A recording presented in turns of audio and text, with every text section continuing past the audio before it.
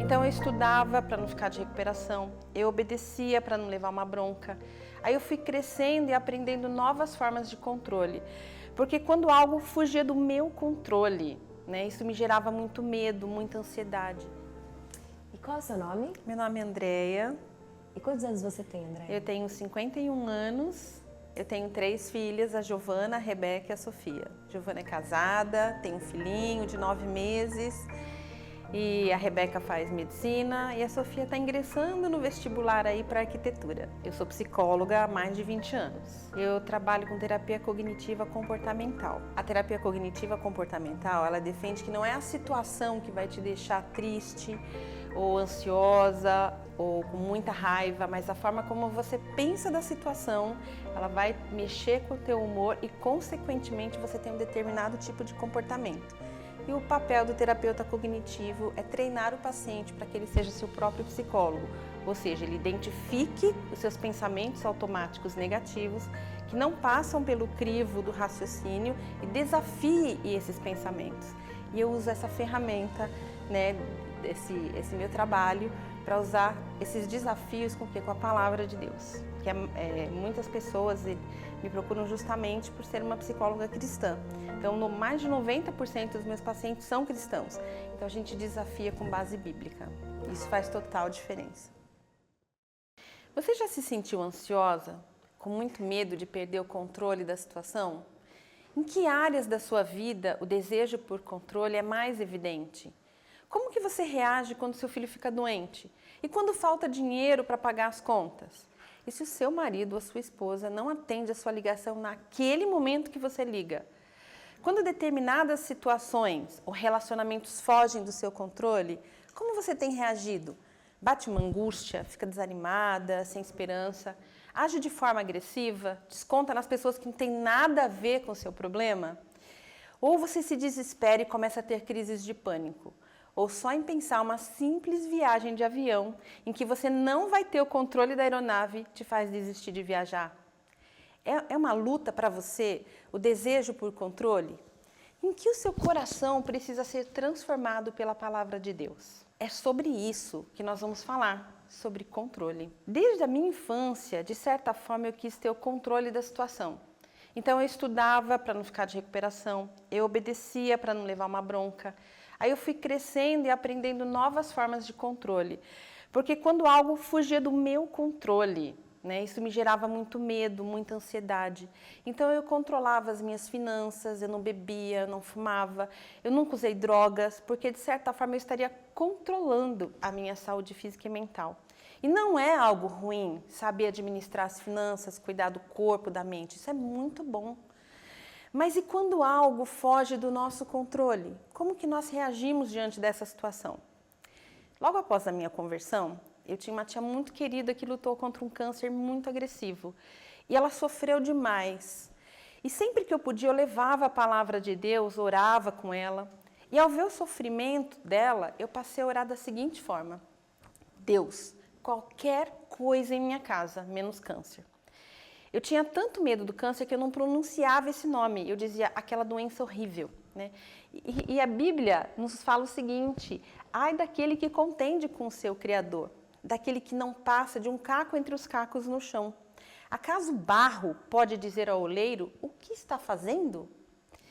E foi aí, no dia 26 de agosto de 2011, que uma determinada situação ela fugiu totalmente do meu controle.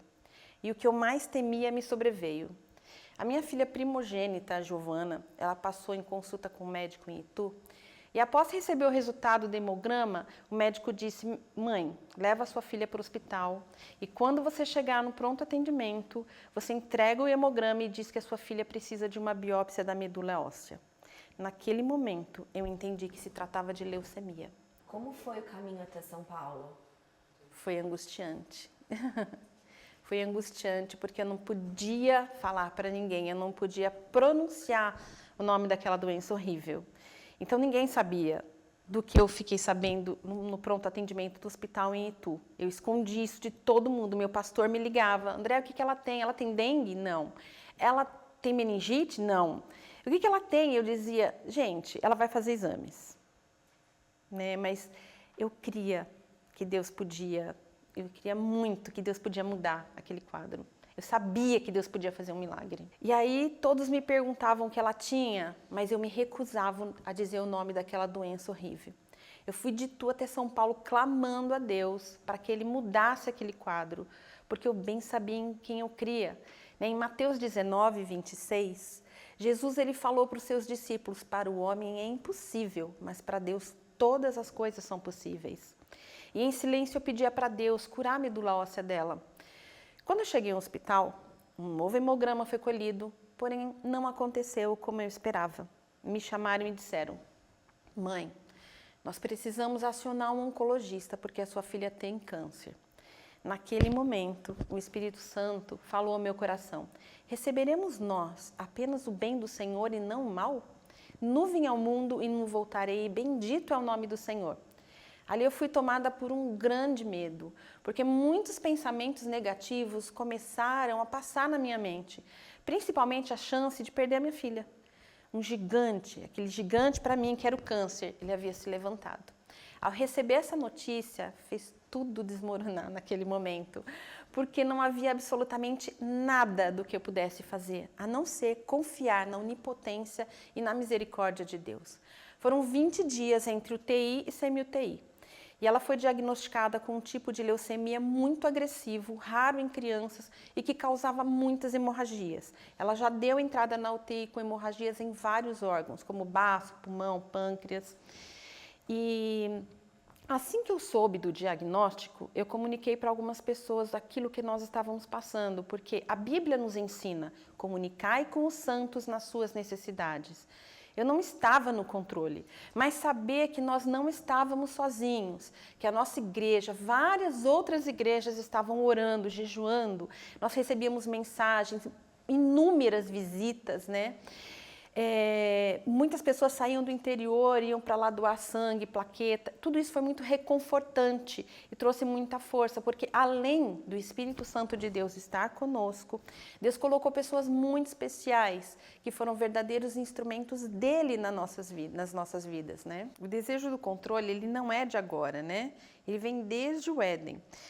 E a palavra, em Gênesis 3, de 1 a 5, diz assim: ora, a serpente era o mais astuto de todos os animais selvagens que o Senhor Deus tinha feito.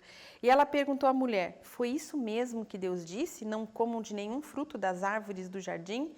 Respondeu a mulher à serpente: podemos comer do fruto das árvores do jardim, mas Deus disse: não comam do fruto da árvore que está no meio do jardim, nem toquem nele, do contrário, vocês morrerão. Disse a serpente à mulher: certamente não morrerão. Deus sabe que no dia em que dele comerem, seus olhos se abrirão e vocês serão como Deus, conhecedores do bem e do mal. Então, o que Satanás está fazendo? Ele está fazendo com que Eva desacredite em Deus, levando, dentre outras coisas, a questionar a bondade, o caráter de Deus, que ela não deveria confiar em Deus para que ele tivesse o controle sobre o bem e o mal para ela. Mas ela precisava ser capaz de fazer isso por si mesma, ou seja, ela poderia ser como Deus e estar no controle da sua própria vida. Isso é uma ilusão. Em Jeremias 17:9 diz que o coração é mais enganoso do que qualquer outra coisa. Muitas vezes nós nos enganamos ao acreditar que ter o controle da situação nos trará paz, segurança, conforto, porque nós acreditamos que de certa forma seja melhor para nós, mas é uma ilusão acreditar nisso. Porque é Deus quem sabe muito bem o que realmente é melhor para nós. Então, muitas vezes, Ele permite que circunstâncias difíceis em nossas vidas aconteçam para que nós possamos ser cada vez mais parecidos com Jesus. Entregar o controle e confiar em Deus caminham juntos, mas não significa um passaporte, uma garantia de que as coisas vão acontecer da maneira como nós esperamos. Não é assim: ah, Deus, eu confiei no Senhor, agora honra essa minha decisão. Não é assim que as coisas funcionam. Um dos momentos mais difíceis da minha vida foi entregar a minha filha ao total controle do Senhor naquele hospital, naquela UTI.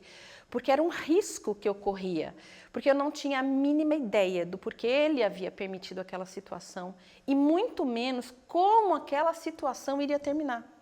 Então, lembrar da palavra de Deus em Jeremias 29:11, foi esse dia mais difícil da minha vida, que foi entregá-la para o Senhor. Mas ao lembrar da palavra de Deus em Jeremias 29:11, que diz: porque eu bem sei os pensamentos que tenho sobre vós, pensamentos de paz e não de mal, né, me encorajou para fazer uma oração, que foi a oração mais difícil da minha vida, né? E eu disse: Deus, tudo o que o Senhor tinha que fazer pela minha filha, o Senhor já fez. Ela é salva em Jesus Cristo. Ela é tua, Senhor. Se o Senhor quiser levar, pode levá-la. Porque eu sei que ainda que o Senhor a leve, tudo o que o Senhor faz gera vida. E ainda que o Senhor a leve, o Senhor continua sendo Deus para mim. Não muda nada. Só me ajude a passar por isso, porque eu vou precisar muito da sua ajuda. Mas o desejo do meu coração, Senhor, é sair com ela desse hospital, viva e sem sequelas. Contudo, seja feita a tua vontade. No dia seguinte, ela começou a apresentar melhoras. E após 1 mês e meio de tratamento pesado, entre medicamentos, quimioterapias, transfusões de sangue, plaquetas, o resultado do mielograma dela foi: a paciente encontra-se em remissão, ou seja, que os sinais de câncer, os sinais de sintomas do câncer, eles estavam reduzidos ou ausentes.